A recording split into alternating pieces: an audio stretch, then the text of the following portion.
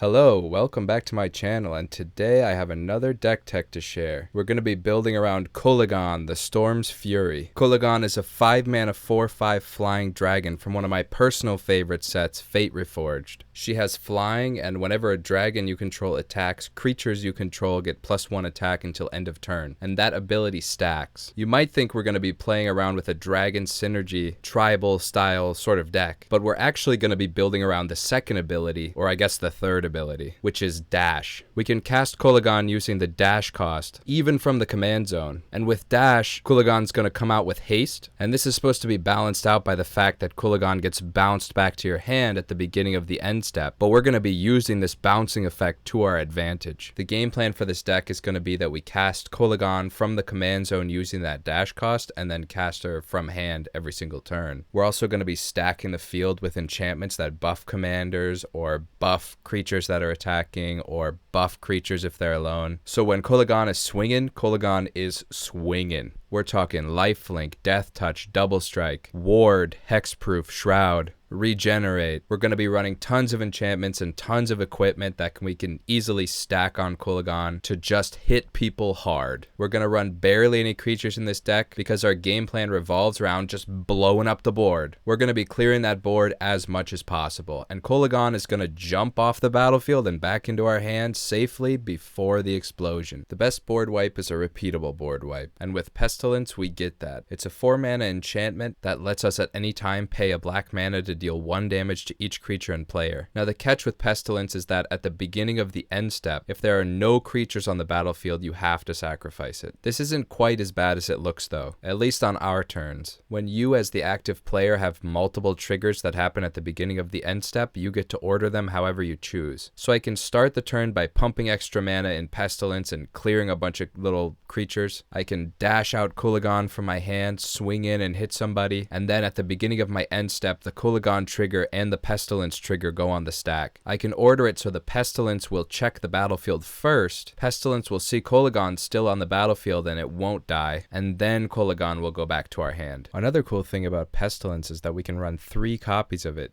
Sort of. Pyrohemia is just the same card but in red, and Withering Wisps is basically a Pestilence for 3 mana, but you have to be playing Snow Swamps to use it. Either way, this helps with our deck's consistency a lot. We have a couple more interesting options for keeping creature numbers down too, like Call to the Grave, which makes people sacrifice a creature at the beginning of their upkeep, but like Pestilence checks at the beginning of the end step to see if there's any creatures, and if there are none, it sacrifices itself. Another interesting one is Spreading Plague. With this card out, whenever a creature enters the battlefield, all other creatures that have a color in common with it are destroyed. Just from us casting our commander, we're going to be wiping every black and red creature off the board, and that's going to be happening every single turn. But this is also just good in general. Any decks that want to go wide or make tokens are basically out of luck until they can get this thing off the battlefield. And on more than one occasion, I had somebody forget it was there, cast their commander, wipe the rest of their board, and just concede the game. Now, so far we've talked about the strengths of the deck, but there are a couple glaring weak spots and vulnerabilities we need to address. For one, having no creatures at all means no blockers. If our deck gets too out of hand, we don't want to just be pummeled to death by the rest of the table. And another thing is that a lot of these enchantments will die if there's no creature on the battlefield. So if we wipe the board with them, does that mean they're just going to go away? Fortunately, we have a fun little remedy to both of these problems, and that comes in the form of artifacts that can turn themselves into creatures until the end of turn. Haunted Plate Mail is a great example of this. As long as we have no creatures on the board, we can pay 0 mana and Haunted Plate Mail will become a 4/4 creature until end of turn. That gives us a